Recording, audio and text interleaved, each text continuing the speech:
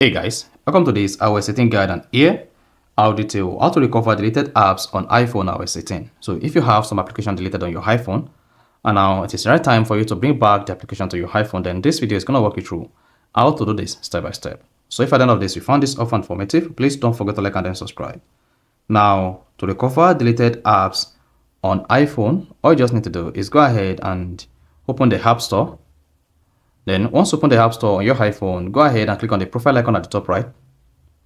Then wait for the page to load. Under the accounts page, once it loads, locate apps and click on that.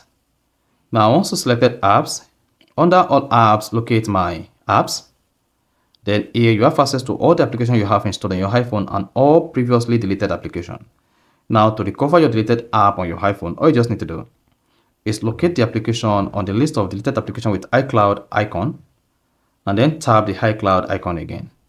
Once you click on the iCloud icon again, then you should see the application re-downloading on your iPhone.